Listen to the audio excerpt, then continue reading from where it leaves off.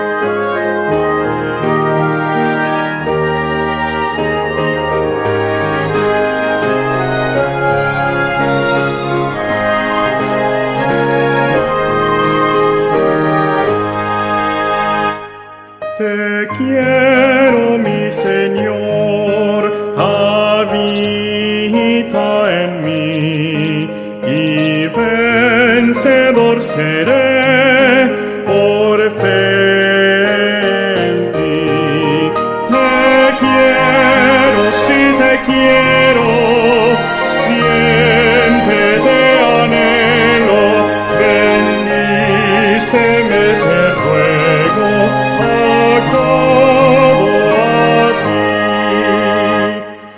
Te quiero, Jesús, mi Salvador,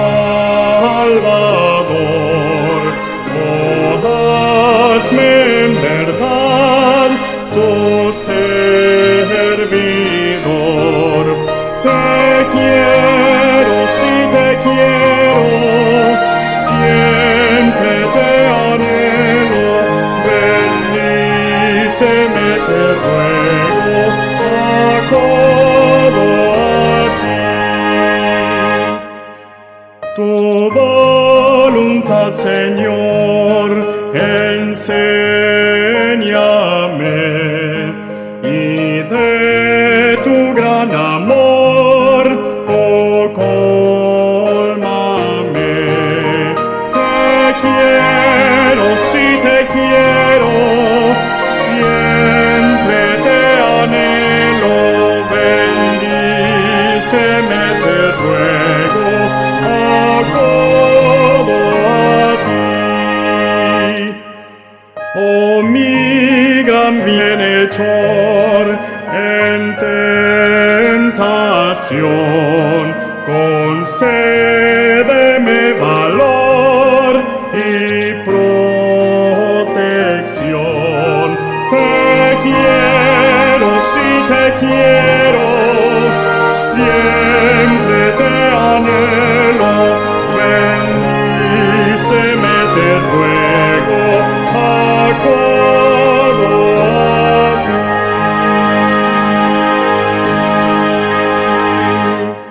Muy buenos días y feliz sábado tengan todos los presentes. Es un gozo estar nuevamente con ustedes compartiendo la palabra de nuestro Dios. Vamos a orar en este momento para dar inicio al estudio de esta mañana. Oremos.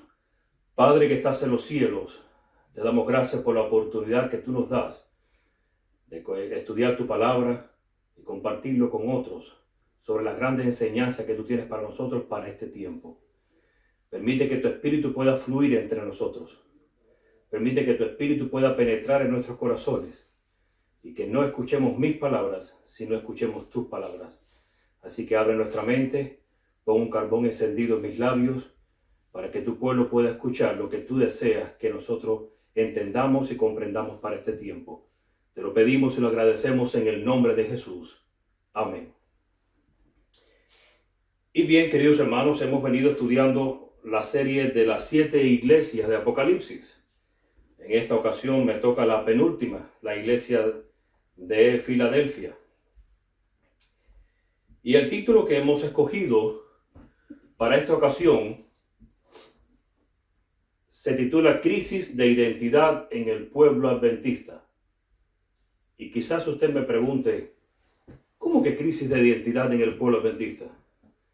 Sí, vamos a ver que hay una crisis de identidad en el pueblo adventista. Vamos a ver que dentro del pueblo adventista, muchos hermanos no saben ni quiénes son, aunque aparentemente se registran bajo el nombre de adventistas del séptimo día, pero no se comportan como tal, porque hay un grupo dentro de la iglesia distinto a otro, porque algunos creen una cosa y otros no, porque algunos están dormidos y otros no. Vamos a descubrir muchas cosas en esta mañana en el estudio de hoy. En la actualidad tenemos una crisis de identidad dentro de las filas adventistas. Esto se debe a que hemos sido manipulados, educados, adoctrinados bajo conceptos errados. ¿Cuáles son las consecuencias de esto? Son devastadoras, porque cuando tú no sabes de dónde vienes o a dónde perteneces, como resultado no tendrás ninguna visión en tu vida. No hay una meta, no hay un objetivo, no hay un propósito, no sabrás qué hacer o a dónde ir. Por lo tanto, estarás caminando por la vida errante, siendo uno más del montón de cristianos adventistas que van a la iglesia cada sábado y que al terminar el culto regresan a sus casas igual de vacíos o peor que como estaban.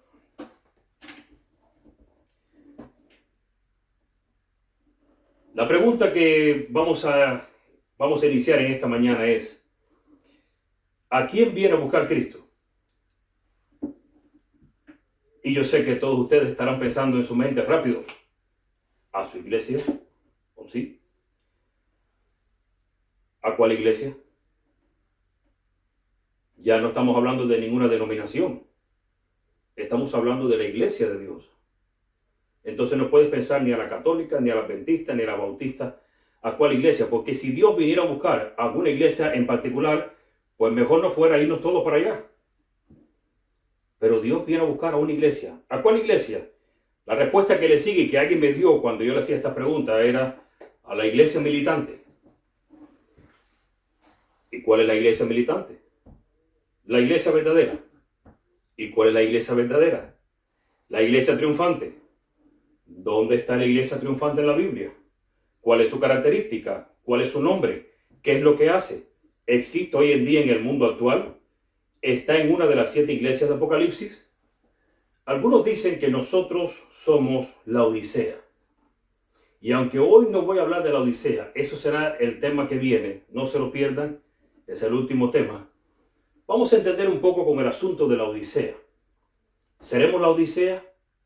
Otros dicen que se le aplica la Odisea a la iglesia adventista, que la iglesia adventista es la Odisea. ¿Será que es la iglesia adventista la Odisea o se le aplica el espíritu laodicense a la iglesia adventista o se le aplica a un sector de la iglesia? Hay muchas cosas que pensar, pero vamos a analizar rapidito. No vamos a hablar de la Odisea, pero vamos a analizar rapidito a ver si somos la Odisea o no. Porque si descubrimos que no lo somos, entonces podemos continuar. De lo contrario, tendríamos que quedarnos ahí. Y muchos piensan que somos de la Odisea. Ahora bien, en este canal se presenta un mensaje de amonestación y reprensión. Vamos a ver si las personas que están escuchando ahora mismo, si usted que está ahí sentado mirando este video, vamos a ver si usted tiene espíritu laodicense. A la Odisea no le gustan estos mensajes de amonestación y reprensión, sino los mensajes que les dicen que todos estamos salvos en Cristo y que Dios es amor.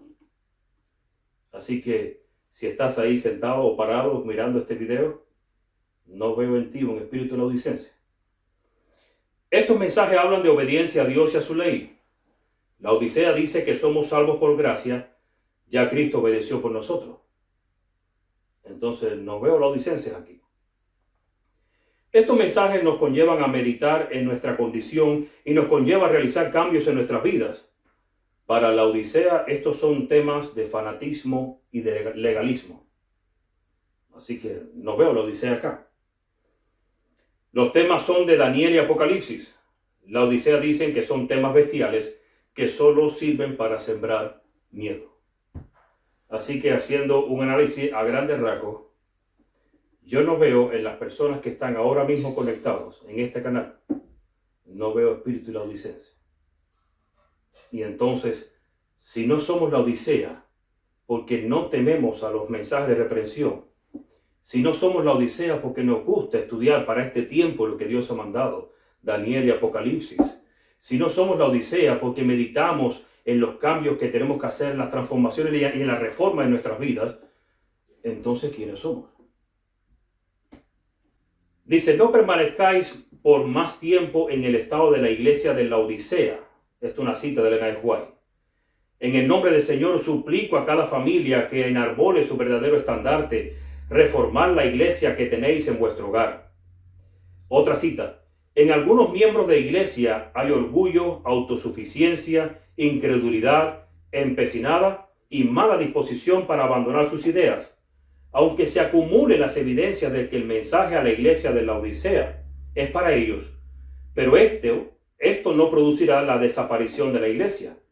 Dejemos que la cizaña y el trigo crezcan juntos hasta la cosecha. Entonces los ángeles harán la obra de separación. Dice otra cita, rapidito acá. En tiempo reciente se ha estado introduciendo entre nosotros una especie de autosuficiencia, por lo que el mensaje a la iglesia de la Odisea se aplica a nosotros. Si analizamos esta cita en diferentes contextos, dice que por lo tanto se aplica debido a un espíritu que está surgiendo en la iglesia. Dice otro, no permanezcáis por más tiempo en el estado de la iglesia de la Odisea. Y dice en algunos miembros de iglesia hay orgullo, autosuficiencia, incredulidad empecinada y mala disposición para abandonar sus ideas. Entonces quiere decir que el espíritu laodicense no está en todo el sector adventista. Entonces, ¿quiénes son este sector, este grupo que no tiene un espíritu laodicense? Hay una parábola, la parábola de las 10 vírgenes, que el Señor a través de Elena de White hizo mucho énfasis, pues en esta parábola podemos encontrar a la verdadera iglesia. ¿A quién pertenecemos tú y yo? Que no tenemos un espíritu que otros sí tienen. Que sí nos interesan las cosas espirituales que a otros no les interesan. Cristo se encontraba con sus discípulos en el Monte de las Olivas y vieron a lo lejos una casa que lucía como una fiesta nupcial. Así que estaba Cristo en el atardecer, sentado con sus discípulos, y a lo lejos se dieron cuenta que por la descripción y por la forma, la decoración que tenía la casa por fuera, se estaba preparando para las nupcias. Mateo 25, del 1 al 13. Entonces el reino de los cielos será semejante a 10 vírgenes que tomando sus lámparas salieron a recibir al esposo. Mirando lo que Cristo estaba mirando, se inspiró y les habló en parábolas a sus discípulos. Versículo 2. 5 de ellas eran prudentes y 5 insensatas. Versículo 3. Las insensatas, tomando sus lámparas, no tomaron consigo aceite, mas las prudentes tomaron aceite en sus vasijas juntamente con sus lámparas. Y a medida que estudiemos esta parábola, antes de entrar en la iglesia de Filadelfia, vamos a ir analizando un poco las características y los mensajes que Dios tiene para nosotros en esta parábola. Hasta aquí, hasta el versículo 4, todas estaban en el mismo nivel. Todas esperaban al esposo, todas las vírgenes estaban preparadas y pendientes para entrar como parte del séquito que va y entra detrás de los novios. Estaban vestidas de blanco, todas tenían lámparas, todas tenían vasijas. ¿Quiénes son estas vírgenes dentro de la iglesia? Vamos a analizar un poco. ¿Quiénes son estas vírgenes que están dentro de la iglesia? Tanto las fatuas como las sensatas. Dice Palabras de Vida, el Gran Maestro, página 339. La clase representada por las vírgenes fatuas no estaba formada de hipócritas. Sus componentes manifiestan respeto por la verdad, la han defendido y son atraídos hacia aquellos que la creen, pero no se han rendido a sí mismos a la obra del Espíritu Santo, no han caído sobre la roca Cristo Jesús y permitido que su vieja naturaleza fuera quebrantada. Entonces vamos a analizar que las vírgenes no hay hipócritas en ninguno de los dos bandos, pero hay un bando que no ha permitido que Cristo trabaje en ellos. Ahora, la pregunta es, ¿cómo o cuándo es que se manifiesta el verdadero espíritu de un miembro de iglesia? ¿Cómo saber cómo son los miembros de X iglesia? ¿Cómo saber cómo es tu novio o tu novia? ¿Cómo saber cómo son tus amigos? ¿Cómo o cuándo es que se revela el verdadero carácter de una persona? Solo en la crisis, solo si sucediera una crisis es que se revelaría el verdadero carácter de una persona. Y ahora Dios en su parábola a sus discípulos les presenta una crisis para mostrarles a ellos que la crisis quien va a mostrar el carácter de cada cual. De hecho, la crisis está en el versículo 5. Y tardándose el esposo, cabecearon todas y se durmieron. Hubo una crisis. Estaban todas listas para cuando llegue el esposo, pero se empezó a demorar y todas cabecearon. Déjame decirte algo. ¿Quieres saber cómo está tu fe? Necesitas una crisis en tu vida. ¿Quieres saber cuán firme están tus creencias? Necesitas una crisis en tu vida. Y fíjense con lo que dice aquí, el devocional Alza tus ojos, abril 5, página 107. No siempre nos damos cuenta de que la santificación que tan fervorosamente deseamos y por la cual oramos tan fervientemente, se produce mediante la verdad y por la providencia de Dios, como menos lo esperamos. Cuando buscamos gozo, he aquí tristeza. Cuando esperamos paz, frecuentemente tenemos desconfianza y duda, debido a que nos encontramos sumergidos en tribulaciones que no podemos evitar. En estas pruebas estamos recibiendo las respuestas a nuestras oraciones. A fin de ser purificados, el fuego de la aflicción debe encenderse sobre nosotros y nuestra voluntad debe ser puesta en conformidad con la voluntad de Dios. Y sigue diciendo, para ser semejantes a la imagen de nuestro Salvador, debemos pasar por un penosísimo proceso de refinamiento.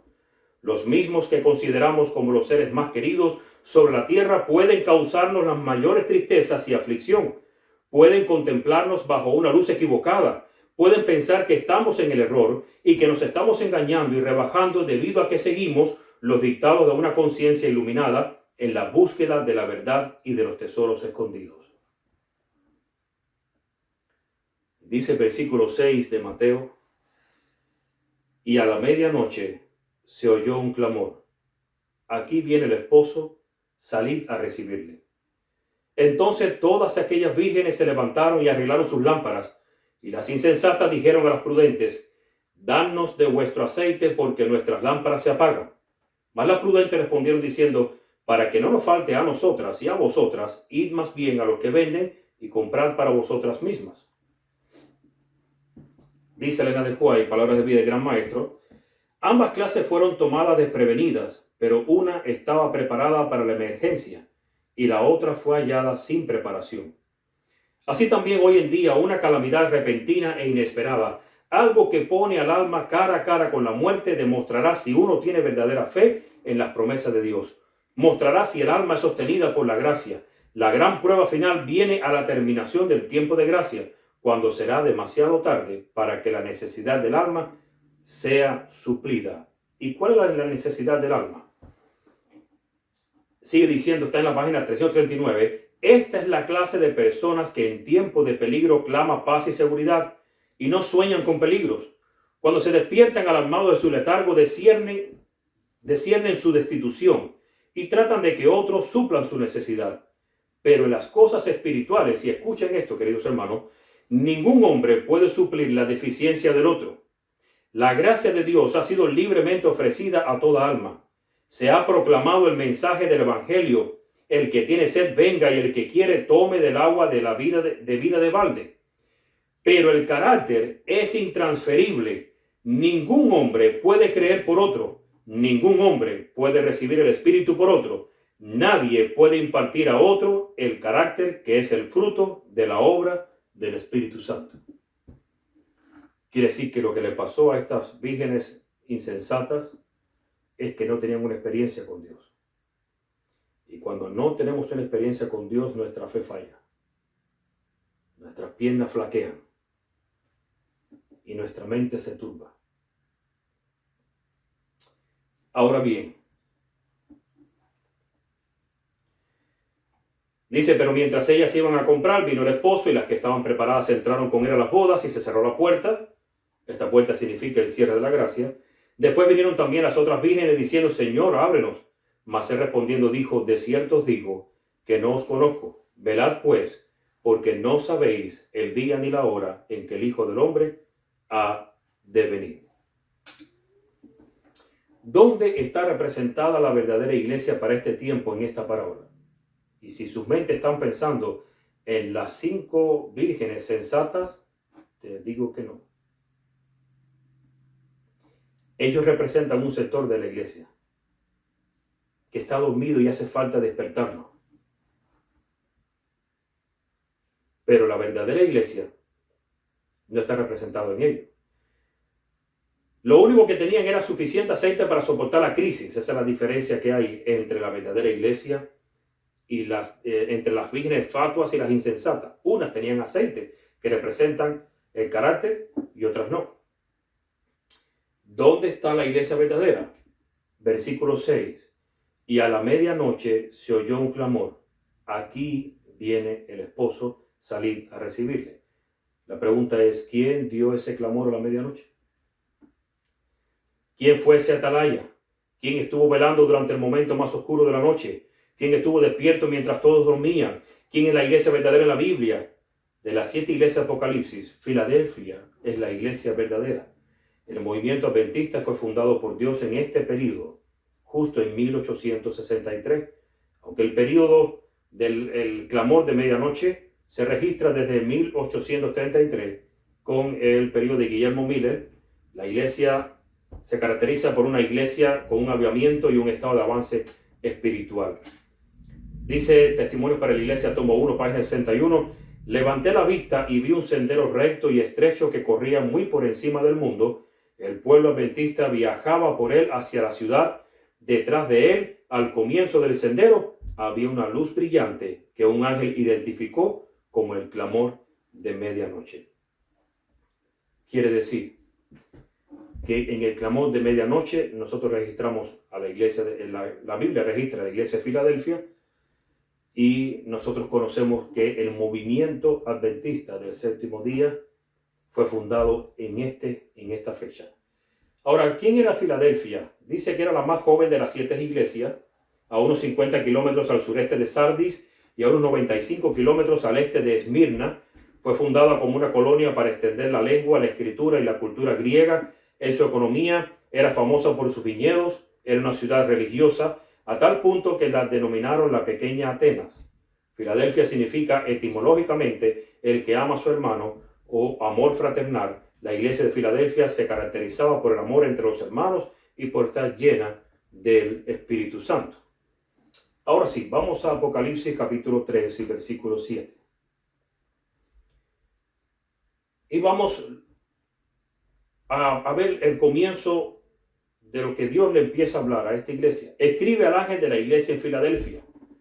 Esto dice el santo, el verdadero, el que tiene la llave de David, el que abre y ninguno cierra, y cierra y ninguno abre. Me llama la atención, no sé si ustedes se han puesto a estudiar los diferentes títulos que Dios ha adoptado en las diferentes iglesias, desde la iglesia de Éfeso. Si vamos a Apocalipsis, capítulo 2, versículo 1, dice, escribe al ángel de la iglesia en Éfeso, el que tiene las 7 estrellas en su diestra, el que anda en medio de los 7 candeleros de oro, dice esto. ¿Qué significa esto? Significa el soberano del que no pueden escapar. Si Apocalipsis capítulo 2, versículo 8, a la iglesia de Esmirna, Dios se presenta como el primero y el postrero, el que estuvo muerto y vivió. ¿Qué significa? Yo soy el primero y yo soy el último, fuera de mí no hay Dios. Si vamos a la tercera iglesia de Pérgamo, el que tiene la espada aguda de dos filos. ¿Qué significa? Ya lo estudiamos ya. La espada de dos filos es la palabra de Dios que penetra hasta los huesos y discierne los pensamientos y los intereses del corazón. Apocalipsis 2:18, la iglesia de Tiatira. Dios se presenta como el Hijo de Dios, el que tiene ojos como llama de fuego y pies semejantes al bronce bruñido. Cuando hacemos un estudio profundo encontramos que sus ojos como de fuego son penetrantes, quemando lo malo y purificando lo bueno. Recuerde que el fuego de Dios destruye al impío, pero purifica al justo. Y los pies de bronce representan juicio. En la iglesia de Sardis, Apocalipsis 3:1, Dios se presenta como el que tiene los 7 espíritus de Dios y las 7 estrellas. ¿Qué significa? ¿Cuáles son los 7 espíritus de Dios? Bueno, si vamos a Isaías capítulo 11, versículo 2, dice, reposará sobre él el espíritu de Jehová, el espíritu de sabiduría, el espíritu de inteligencia, el espíritu de consejo, el espíritu de poder, el espíritu de conocimiento y el espíritu del temor a Jehová. Y ahora, en la iglesia de Filadelfia, Apocalipsis 3:7, Dios se presenta como el santo, el verdadero, el que tiene la llave de David, el que abre ninguno cierra y cierra y ninguno abre. ¿Y qué significa esto? Bueno, esto es una alusión a Isaías capítulo 22, versículos del 20 al 22, donde el último versículo dice, y pondré la llave de la casa de David sobre su hombro, y abrirá y nadie cerrará, y cerrará y nadie abrirá. Jesucristo tiene la llave de David, símbolo de la autoridad, porque posee toda potestad concluyente en los asuntos de su obra. Además es quien abrirá las puertas de la santa ciudad, y pondré la llave de la casa de David sobre su hombro, y abrirá y nadie cerrará, y cerrará y nadie abrirá. Así que nos llama la atención que quien le está hablando a Filadelfia es el que tiene el poder y el control de abrir y cerrar puertas. ¿Te has puesto a pensar que cuando sales a buscar trabajo, estás bajo la sombra del omnipotente, bajo la sombra de aquel que abre y cierra puertas? Entonces, cuando vas a una entrevista y no te aceptan, ¿te desesperas o entiendes que el omnipotente cerró la puerta? Pensemos en esto cada día en nuestra forma de vivir. Vamos ahora al versículo 8. Le sigue diciendo Dios a Filadelfia. Yo conozco tus obras, he aquí he puesto delante de ti una puerta abierta, la cual nadie puede cerrar, porque aunque tienes poca fuerza, has guardado mi palabra y no has negado mi nombre. En Juan 10:9 dice, yo soy la puerta, el que por mí entrare será salvo y entrará y saldrá y hallará pastos. Pero todos sabemos que aunque significa eso, la puerta que Dios abrió estaba en el lugar santísimo y tiene que ver con el paso del lugar santo al lugar santísimo.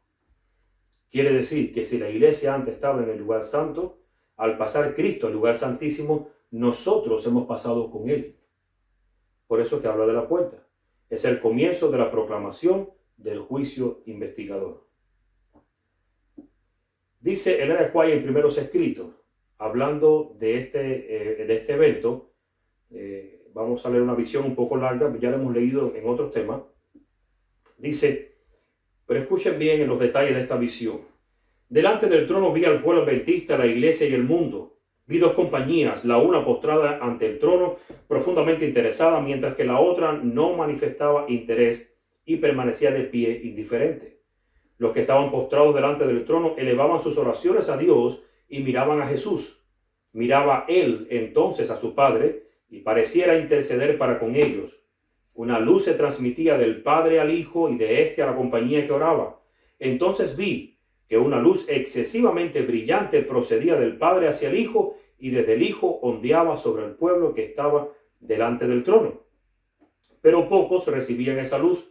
Muchos salían de debajo de ella y la resistían inmediatamente. Otros eran descuidados y no apreciaban la luz, y ésta se alejaba de ellos.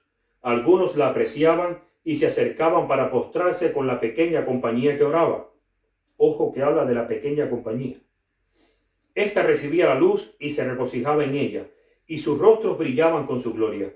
Vi al Padre levantarse del trono, y en un carro de llamas entró en el lugar santísimo, al interior del velo, y se sentó. Entonces Jesús se levantó del trono, y la mayoría de los que estaban posternados se levantó con él. No vi ni un solo rayo de luz pasar a Jesús, a la multitud indiferente, después que él se levantó, y esa multitud fue dejada en perfectas tinieblas. Los que se levantaron cuando se levantó Jesús tenían sus ojos fijos en él mientras se alejaba del trono y los conducía un trecho. Alzó entonces su brazo derecho y oímos su hermosa voz decir: aguardad aquí, voy a mi Padre para recibir el reino. Mantened vuestras vestiduras inmaculadas, y dentro de poco volveré de las bodas y os recibiré a mí mismo. Después de eso, un carro de nubes, cuyas ruedas eran como llamas de fuego, llegó rodeado de ángeles a donde estaba Jesús. Él entró en el carro y fue llevado al lugar santísimo, donde el Padre estaba sentado. Allí contemplé a Jesús, el gran sumo sacerdote, de pie delante del Padre. En la orla de su vestidura había una campana y una granada, luego otra campana y otra granada. Los que se levantaron con Jesús elevaban su fe hacia él en el lugar santísimo y rogaban: Padre mío, danos tu espíritu. Entonces Jesús soplaba sobre ellos el Espíritu Santo. En ese aliento había luz, poder y mucho amor, gozo y paz. Me di vuelta para mirar la compañía que seguía postrada delante del trono y no sabía, ojo, que Jesús la había dejado.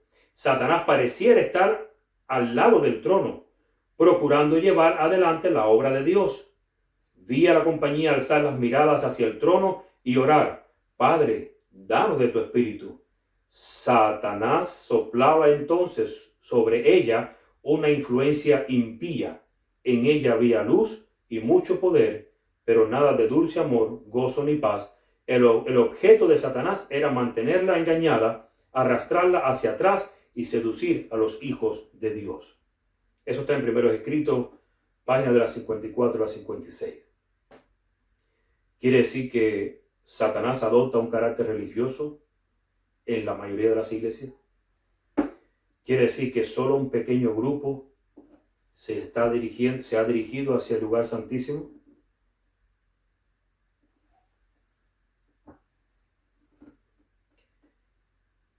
Y yo pregunto, y ustedes me dirán: bueno, pero la iglesia adventista se proyecta hacia el lugar santísimo. Déjenme decirles algo. Y no quiero lucir una persona que está criticando. Soy adventista del séptimo día. Mi mayor interés, y pienso que el motivo por el cual estoy aquí parado frente a ustedes, o Dios me tiene aquí parado frente a ustedes, es para amonestar a aquellos que no se han dado cuenta y que no han abierto sus ojos. Si leemos la lección de escuela sabática, nos vamos a dar cuenta de que son temas sencillos.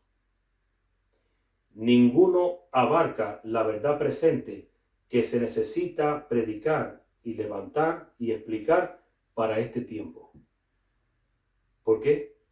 Porque el diablo está sembrando una influencia para que ese sea el mensaje, y eso es lo que nos va a distinguir, nos va a separar a nosotros de muchos adventistas y aún de otras denominaciones. Entonces, ¿hay una gran compañía que se ha quedado en el lugar santo? Sí. ¿Adventista? Sí, la visión habla de que era el pueblo adventista y el mundo. Y solo un pequeño remanente se dirigió al lugar santísimo. Solo un pequeño remanente quiere predicar sobre estos temas. Solo un pequeño remanente quiere levantar la antorcha de la verdad. Solo un pequeño remanente quiere vivir los momentos del Apocalipsis, revivir los momentos del Apocalipsis. El resto quiere mantenerse igual de tibios, predicando lo mismo. Por eso a veces, perdónenme que les diga esto, a veces no hay diferencia entre nuestras enseñanzas en los púlpitos a las enseñanzas en otras denominaciones. Meditemos en esto. Versículo 9 del capítulo 3 de Apocalipsis. He aquí yo entrego de la sinagoga de Satanás a los que se dicen ser judíos y no lo son, sino que mienten. He aquí yo haré que vengan y se postren a tus pies y reconozcan que yo te he amado. Y aquí hablo lo mismo que la iglesia de Pérgamo con relación a la sinagoga de Satanás. Esto es una alusión a Isaías, una profecía que está en Isaías 60:14. Y vendrán a ti humillados los hijos de los que te afligieron, y a las pisadas de tus pies se encorvarán todos los que te escarnecían, y te llamarán ciudad de Jehová, Sión del Santo Israel. Dice Elena White en Testimonios para la Iglesia, tomo 1, página 61. Los 144,000 estaban todos sellados y perfectamente unidos. Sobre sus frentes aparecían las palabras Dios, Nueva Jerusalén y una gloriosa estrella con el nuevo nombre de Jesús. Los malvados se enfurecieron al contemplar esta gozosa y santa condición y se aproximaron con violencia para apoderarse de nosotros y arrojarnos en la prisión. Pero nosotros extendíamos la mano en el nombre del Señor y ellos caían postrados en tierra. En ese momento, la sinagoga de Satanás supo que Dios nos amaba, a quienes podíamos lavarnos los pies unos a otros y saludar a los hermanos con ósculo sagrado, y adoraron a Dios a nuestros pies. Yo les explicaba cuando la iglesia de Pérgamo, quiere decir que aquellos que te llaman legalistas, aquellos que te llaman extremistas, aquellos que te llaman disidentes, un día reconocerán que el Espíritu de Dios hablaba a través de ti, que la amonestación de Dios llegaba a través de ti y de mí. Y ellos van a reconocer eso. Versículo 10, le sigue diciendo Dios: por cuanto has guardado la palabra de mi paciencia, yo también te guardaré de la hora de la prueba que ha de venir sobre el mundo entero, para probar a los que moran sobre la tierra. Y aquí me llamó la atención. Esto es un tema bien profundo. Solamente estoy tocando versículo por versículo lo que Dios le va diciendo a la iglesia de Filadelfia. Pero ¿qué significa la palabra de mi paciencia en términos espirituales? Porque hablando de Dios, en el caso de Dios tiene que ver con la longanimidad de Dios. La longanimidad de Dios tiene que ver cuánto Dios está dispuesto a sufrir y a padecer. Cuánto Dios está dispuesto a esperar. Pero es la constancia valerosa que se opone al mal y que a pesar de lo que sufra la persona, no se deja dominar por el mal. Paciencia, estoy hablando de la palabra paciencia, es la constancia valerosa que se opone al mal y que a pesar de lo que sufra la persona, no se deja dominar por el mal. ¿Y por qué habla la palabra sufrir? Dicha palabra proviene del latín pati, que significa sufrir. De hecho, el participio patiens se introdujo al castellano como paciente. En los hospitales se le dice los pacientes. En realidad, lo que está diciendo en el original, los que sufren. Y sigue diciendo: esto tiene que ver con comportamiento y no con tiempo. No se trata de cuánta paciencia, por cuánto tiempo vas a tener paciencia. Se trata de cómo vas a tener paciencia. Cómo vas a sufrir. No por cuánto tiempo sufrirás, sino cómo vas a enfrentar el sufrimiento. Es decir, pone en evidencia la capacidad que tiene una persona para aguardar sin perturbarse, sin dar cabida a la ansiedad y al nerviosismo, la capacidad de tolerar una circunstancia sin perder la calma, sin alterarse. Es la capacidad de aprender a esperar por alguien o por algo. La persona paciente está ligada con la paz, la calma, la tolerancia y la perseverancia. Enfrentar los problemas con serenidad y confianza.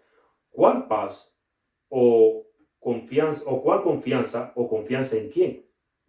Porque dice aquí que la persona paciente está ligada con la paz, la calma y la tolerancia. Bueno, la paz. ¿Cuál es la paz? Juan 14:27. Me llamó la atención como dice el Señor. Analícenlo bien. La paz os dejo. Pero eso suena como la paz que todo el mundo tiene. Pero ahora Cristo tiene que especificar cuál paz te deja a ti.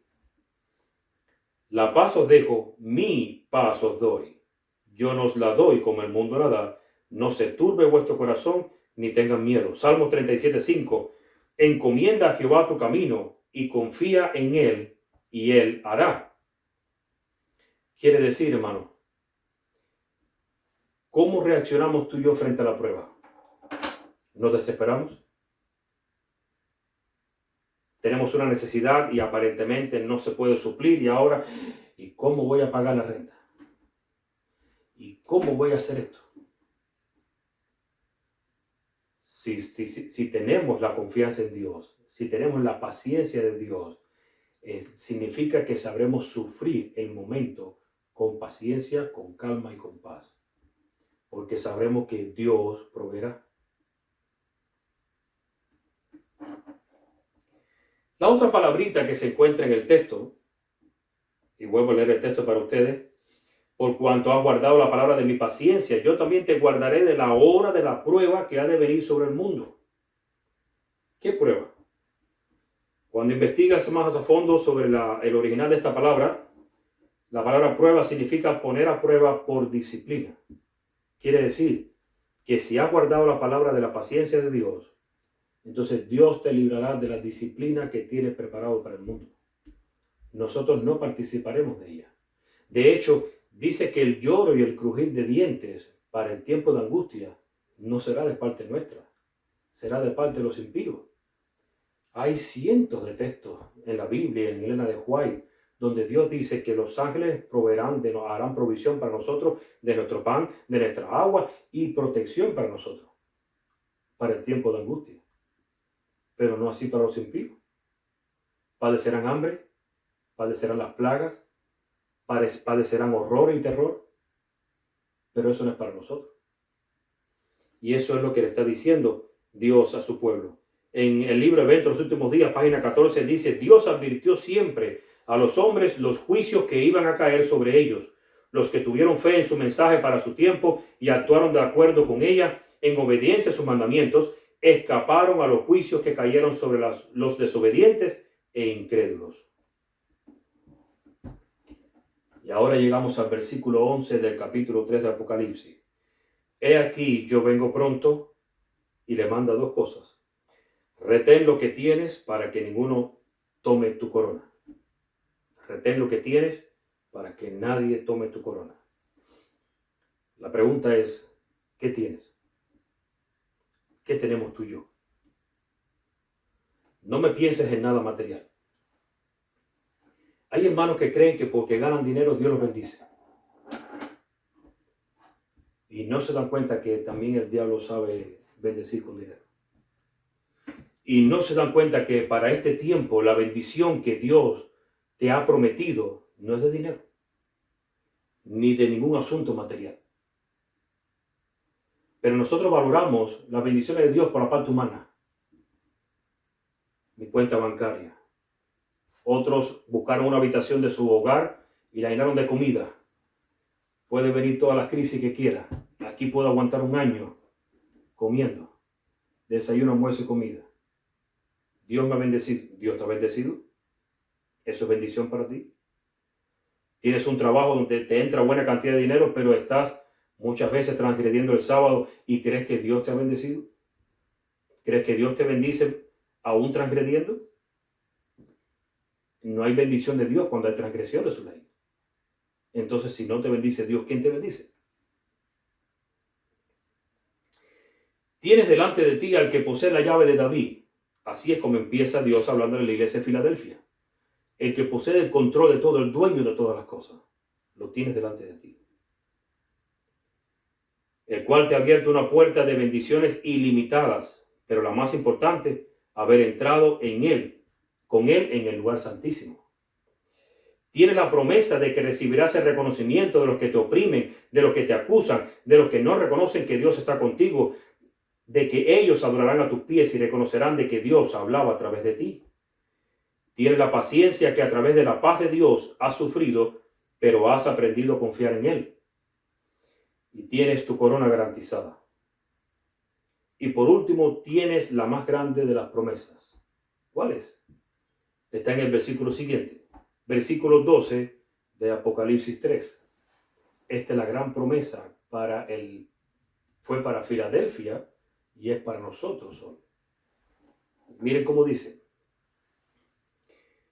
Al que venciere yo lo haré columna en el templo de mi Dios, y nunca más saldrá de allí, y escribiré sobre él el nombre de mi Dios y el nombre de la ciudad de mi Dios, la nueva Jerusalén, la cual desciende del cielo de mi Dios, y mi nombre nuevo.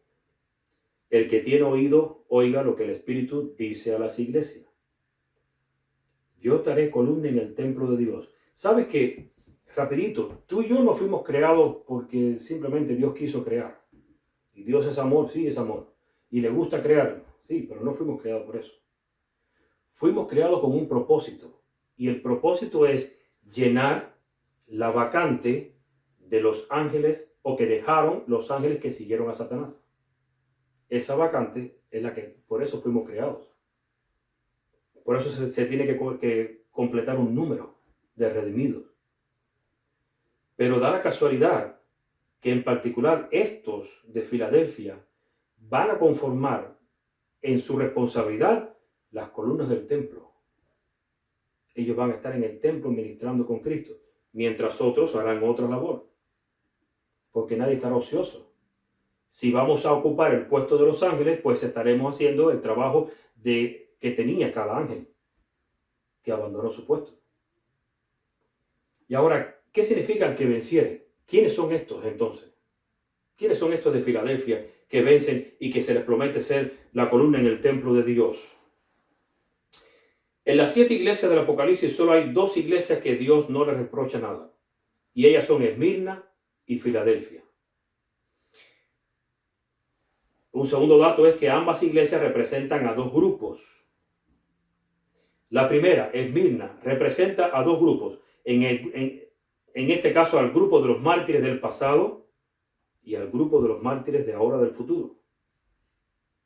Apocalipsis 6, del 9 al 11, dice: cuando abrió el 5º sello, vi bajo el altar las almas de los que habían sido muertos por causa de la palabra de Dios y por el testimonio que tenían, y clamaban a gran voz diciendo: ¿hasta cuándo, Señor santo y verdadero, no juzgas y vengas nuestra sangre en los que moran en la tierra? Y se les dieron vestiduras blancas, y se les dijo que descansasen todavía un poco de tiempo hasta que se completara el número de sus consiervos y sus hermanos, que también habían de ser muertos como ellos. Esto es lo que representa la iglesia de Esmirna. En Mateo 24:14 dice: y será predicado este evangelio del reino en todo el mundo para testimonio a todas las naciones, y entonces vendrá el fin. Y usted me dirá: bueno, ¿y qué dice esa frase? El problema es que la palabrita para testimonio, esa palabra la pusieron los masoréticos. En realidad, esa palabra es el resultado de algo que iba a pasar, que iba a servir de testimonio para el mundo entero. Y ese algo es la palabra martirio. Y los masoréticos decían que no podemos introducir esta palabra en el canon bíblico, pues es muy sangrienta. Y como el martirio va a servir como testimonio, entonces mejor ponemos la palabra testimonio para que no luzca tan sangriento. Pero el evangelio va a ser predicado por martirio. Si crees que la gente se va a convertir porque tú le vas a dar un estudio bíblico en ese tiempo, no. ¿Sabes cuál va a ser tu estudio bíblico? Tu propia vida y la de tu familia. Cuando la gente vea cómo te martirizan, cómo te quitan los derechos, cómo te quitan tus cosas, tus bienes, cómo te despojan de todo lo que es tuyo. Cuando vean ese martirio en ti, entonces muchos van a creer, como creyó el soldado y dijo: verdaderamente este hombre es hijo de Dios. Ellos van a decir: verdaderamente estos son hijos de Dios.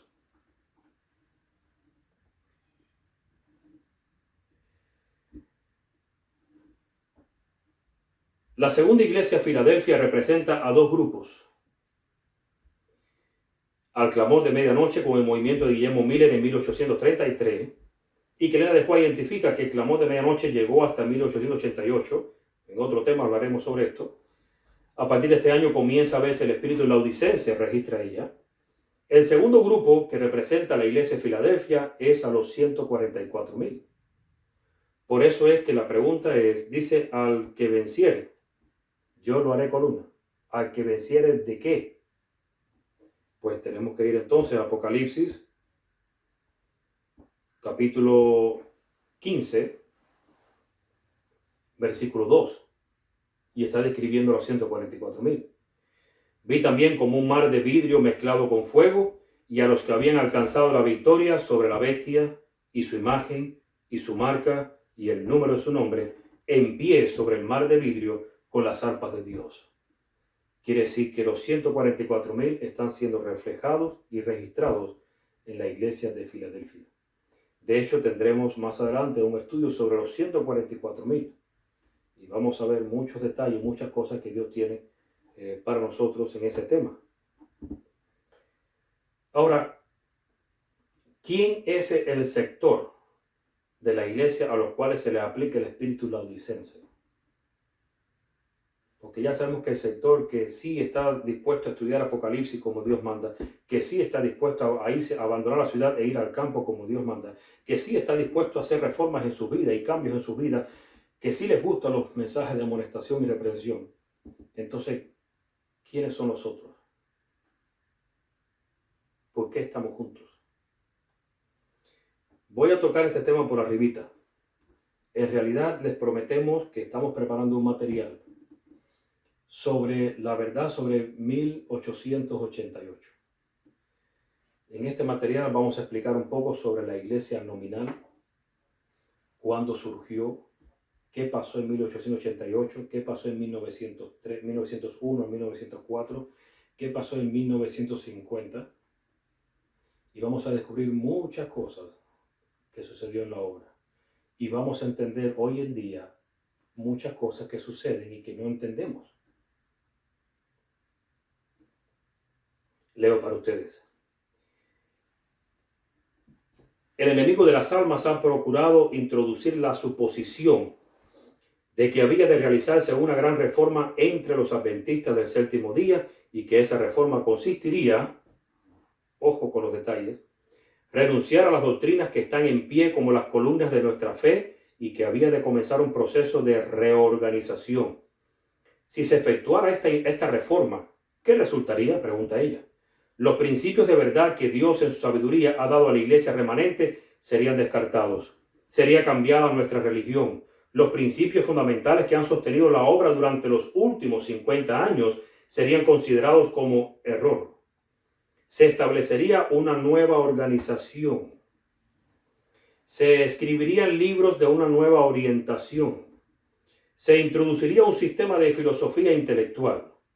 Los fundadores de este sistema irían a las ciudades y harían una obra maravillosa. Por supuesto, se tendría poco en cuenta el sábado y también al Dios que lo creó. No se permitiría que nada se interpusiera en el camino del nuevo movimiento.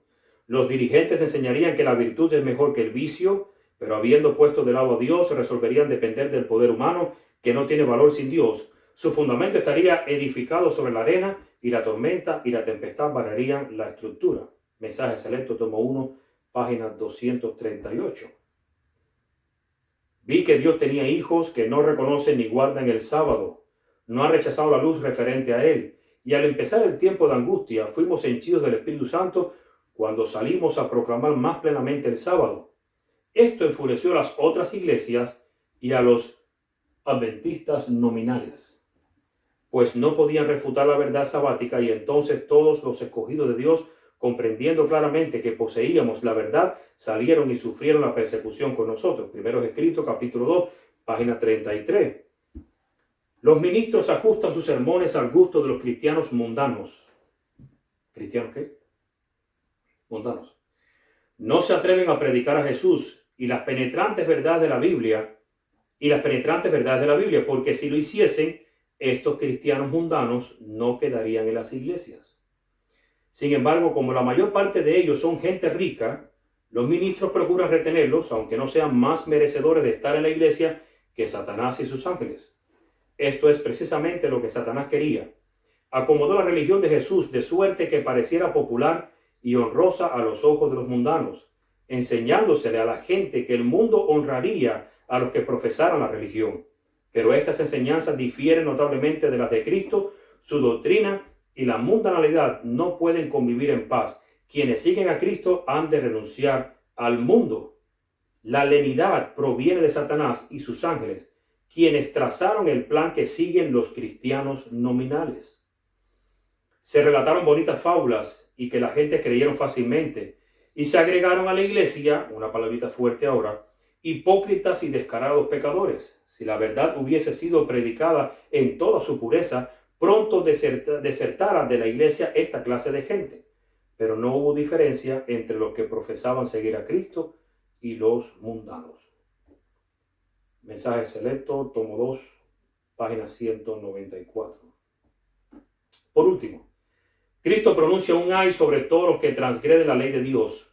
Pronunció un ay sobre los doctores de la ley, porque ejercían su poder para afligir a los que los buscaban en procura de justicia. Todas las terribles consecuencias del pecado recaerán sobre los que, aunque nominalmente miembros de la iglesia, les parece poca cosa poner a un lado la ley de Jehová y no hacen diferencia entre el bien y el mal. La matutina cada día con Dios, página 220. ¿Quién es la iglesia nominal? Solo les explico algo por arribita. No voy a enfatizar sobre este asunto. Surgió, o se cree que surgió, entre 1901 y 1904, o quizás desde mucho antes. Porque Ellen White, estos escritos son entre 1901 y 1904, de la nueva organización. Lo que se fundó en 1863 es el movimiento adventista, es una asociación de los adventistas del séptimo día. Un incorporate, o sea, es una asociación no corporación. Se registró como una entidad cristiana sin fines de lucro. La iglesia nominal, ¿qué significa? Algo que es nominal es algo que está en nómina. Y algo que está en nómina es algo que tiene un sistema corporativo o es una corporación. ¿Por qué se registró la Iglesia Adventista Corporation, corporativa? Vamos a hablar sobre ese asunto. ¿Qué beneficios tenía? ¿Cuál es el interés? ¿Era necesario que se registrara como corporación? No. Pero en aquel tiempo lo hicieron. Y desde entonces se quedó registrada como tal. La corporación adventista ha absorbido todo lo que relacionado con la iglesia o el movimiento adventista fundado en 1863. Solo les adelanto algo para que tengan una idea. ¿Estamos juntos? Sí. ¿Está tu nombre y el mío registrado en ese grupo? Sí. ¿Pero a quién pertenecemos? No compartimos lo que la corporación enseña. No compartimos los mensajes que se presentan. Nosotros compartimos el mensaje a Filadelfia. Nosotros no somos la Odisea. No queremos vivir como la Odisea. No queremos comportarnos como la Odisea. Entonces, en algún tiempo, cuando el papado tome control de todo, ninguna iglesia podrá mantener, hablando sobre los adventistas, podrá mantener su mensaje en contra del papado. Y llegará un momento en que a la corporación se le va a decir, tienes que parar o vas a desaparecer. Y dudo mucho que si los líderes no se han arrepentido para aquel entonces, estén dispuestos a perder su plato de comida. Así que la corporación se va a cambiar. La corporación va a cambiar completamente su visión, su misión y su mensaje. Se va a transformar en otra cosa o va a desaparecer. Yo no puedo asegurarle cuál de las dos cosas va a ocurrir. O desaparece porque deja de existir como corporación, o simplemente se transforma para seguir existiendo bajo otro nombre. De hecho, ya hemos cambiado el logo, ya estamos cambiando muchas cosas solapadamente. Estamos cambiando el mensaje también. Por eso que estos mensajes no se permiten que se predique. Una vez que esa corporación desaparezca o se transforme o se una al mundo ecuménico, ¿quiénes quedaremos? Quedará vigente la iglesia que se fundó en 1863. La iglesia, el movimiento adventista del séptimo día, un incorporate, que no es corporación. Por eso ahora vas a entender por qué es que tú y yo, en los últimos tiempos, cuando esa corporación desaparezca o se transforme en otra cosa, y estemos nosotros no registrados bajo ninguna corporación, seremos llamados como una secta. Porque seremos un grupo que no estaremos registrados bajo nada, bajo ningún estandarte humano. Y por eso es que seremos llamados una secta religiosa. Y seremos aborrecidos porque de contra que somos una secta, para cómo estamos en contra de ciertas leyes que los gobiernos dictan porque van en contra de nuestros principios, de los principios de la palabra de Dios. Eso es más o menos la explicación que quería darle para que entiendan un poco y no se vayan hoy para sus casas con la idea de qué cosa es la iglesia nominal, qué cosa es la famosa corporación que hablamos, que muchos hablan por ahí. Y si estoy yo adentro, ¿y qué haré yo? ¿Desapareceré con ellos? No. De hecho, les adelanto algo, el zarandeo, siempre nos han dicho que se van a salir de la iglesia, o sea, del templo adventista se van a salir las personas que no son fieles y van a entrar los que van a ocupar sus puestos. Y por eso pasan años y yo digo, el zarandeo no ha pasado, porque nadie se ha salido. O sí se ha salido. Se han salido los fieles de esos templos adventistas. Sí, se están saliendo esos fieles. Y esto es lo que ha tenido como consecuencia el zarandeo. Entonces el zarandeo en realidad es que Dios está separando a su pueblo de los que no quieren ser parte de su pueblo. Entonces no se trata del templo adventista. Se trata exactamente de la iglesia sin paredes que Dios registró a través de Elena de White. Y continúo para terminar. ¿Por qué estamos juntos? Hay una parábola del trigo y la cizaña que Dios presentó en la Biblia, en su palabra, y en ella podemos entender qué fue lo que pasó. Dice Elena de White en Palabras de Vida, el Gran Maestro, página 49, en el Oriente los hombres se vengaban a veces de un enemigo esparciendo en sus campos recién sembrados semillas de alguna hierba nociva, que mientras crecía se parecía mucho al trigo. Brotando conjuntamente con el trigo, dañaba la cosecha e imponía dificultades y pérdidas al dueño del campo. Así, a causa de la enemistad hacia Cristo, Satanás se esparce sus malas semillas entre el buen grano del reino y atribuye el fruto de esta siembra al Hijo de Dios, trayendo al seno de la iglesia a aquellos que llevan el nombre de Cristo, pero cuyo carácter lo niega. El maligno hace que Dios sea deshonrado, que la obra de la salvación quede falseada y que las almas peligren. Los siervos de Cristo se entristecen al ver a los verdaderos y los falsos creyentes mezclados en la iglesia, hablando de los ángeles. Anhelan hacer algo para limpiar la iglesia, pero como los siervos del padre de familia están listos para desarraigar la cizaña, vuelvo a leer. Los siervos de Cristo se entristecen al ver a los verdaderos y los falsos creyentes mezclados en la iglesia. Anhelan hacer algo para limpiar la iglesia. Como los siervos del padre de familia están listos para desarraigar la cizaña. Pero Cristo les dice no, porque cogiendo la cizaña no arranquéis también con ella el trigo. Dejad crecer juntamente lo uno y lo otro hasta el tiempo de la siega. En Mateo 13, 28, 30, del 28 al 30 dice, Él les dijo, un enemigo ha hecho esto. Y los siervos le dijeron, ¿quieres pues que vayamos y la arranquemos? Él les dijo, no sea que al arrancar la cizaña arranquéis también con ella el trigo. Dejad crecer juntamente, y escuchen lo que hace Cristo. Dejad crecer juntamente lo uno y lo otro hasta la siega. Y al tiempo de la siega, yo diré a los segadores, recoged primero la cizaña y atadla en manojos para quemarla, pero recoged el trigo en mi granero. ¿Por qué primero se recoge la cizaña? ¿Por qué no se recoge el trigo y se deja la cizaña? El problema es que el trigo, cuando empieza a dar fruto, el peso del fruto es tan grande que se dobla la planta y luce humilde, luce postrada delante de las otras. Pero la espiga de la cizaña que no da fruto se mantiene esbelta, alta. Y por eso es fácil de primero cortar la cizaña y luego agarrar todo el trigo en manojo y cortarlo.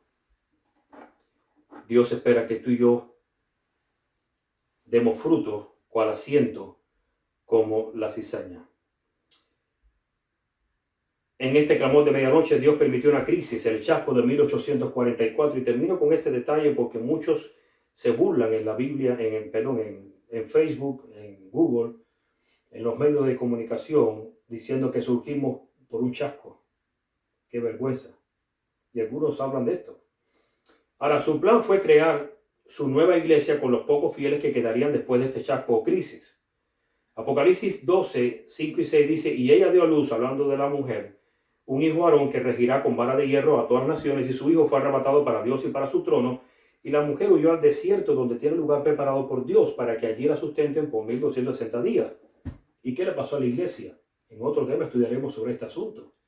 La iglesia se fue al desierto y después vamos a ver que se prostituyó en el desierto. Cuando se hizo el llamado de Artajerje, para que entendamos que no es primera vez que la iglesia se prostituye, tendríamos que ir hasta el libro de Jeremías para investigar esto.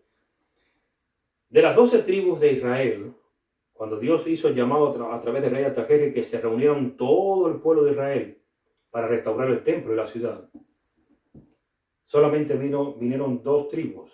En realidad es la tribu de Judá y Benjamín, pero la de Benjamín, por ser tan pequeña, no se menciona y solo se menciona la tribu de Judá. Por eso es que existen los judíos hoy en día, por la tribu de Judá. Ahora, ¿qué pasó cuando Cristo vino a nacer en medio de su iglesia, en el medio del único pueblo que respondió al llamado de edificar a Jerusalén en el 457 a.C.? Se encontró que lo rechazaron, se contaminaron, habían adulterado. Y ahora Dios, cuando vino, tuvo que fundar otra iglesia. ¿En quién la fundó? En los primeros 12, o a través de los primeros 12. Pero después de irse al cielo, el diablo ahora remete en contra de esta iglesia, de este pueblo, y Dios envía a esta iglesia al desierto, a un lugar preparado por él para que fuese sustentada por Dios, y para este tiempo también se prostituye y Dios tuvo que levantar a otro pueblo. Y este pueblo es el pueblo de Filadelfia. Dice esta cita: el misterio de la iniquidad comenzó a operar en la iglesia en los días de Pablo. Finalmente desplazó la sencillez del evangelio y corrompió la doctrina de Cristo, y la iglesia se fue al desierto. Martín Lutero y otros reformadores se levantaron con la fuerza de Dios y con la palabra y el Espíritu y dieron grandes pasos en la reforma. La falla más grande que podemos encontrar en la reforma es que los reformadores dejaron de reformar. Se hubieran seguido adelante hasta dejar atrás el último vestigio del papado, como la inmoralidad natural, la aspersión, la Trinidad y la observancia del domingo. La iglesia ahora estaría libre de sus errores no bíblicos. Se corrompió la iglesia, paró de hacer reforma la iglesia de Sardis. Y ahora con Filadelfia Dios tiene que fundar un nuevo pueblo, una nueva iglesia. Por eso termino con esta cita. Fui transportada al tiempo cuando Cristo entró triunfante en Jerusalén. Los gozosos discípulos creían que Él iba a tomar entonces el reino y reinar como príncipe temporal. Siguieron a su rey con grandes esperanzas, cortando hermosas palmas, sacando sus ropas exteriores y extendiéndolas con celo entusiasta por el camino. Algunos le precedían y otros le seguían, clamando: Hosanna al Hijo de David, bendito el que viene en el nombre del Señor. Hosanna en las alturas. La excitación perturbó a los fariseos y desearon que Jesús reprendiese a sus discípulos. Pero él les dijo: si estos callaran, las piedras clamarían. La profecía de Zacarías 9:9 debía cumplirse. Sin embargo, los discípulos estaban condenados a sufrir un amargo chasco. A los pocos días siguieron a Jesús al Calvario y le vieron sangrante y lacerado en la cruz cruel. Presenciaron su agonía y su muerte y lo depositaron en la tumba. El pesar ahogaba sus corazones. Ni un solo detalle de lo que esperaban se había cumplido y sus esperanzas murieron con Jesús. Pero cuando resucitó de los muertos y apareció a sus discípulos entristecidos, las esperanzas de ellos revivieron, le habían encontrado de nuevo.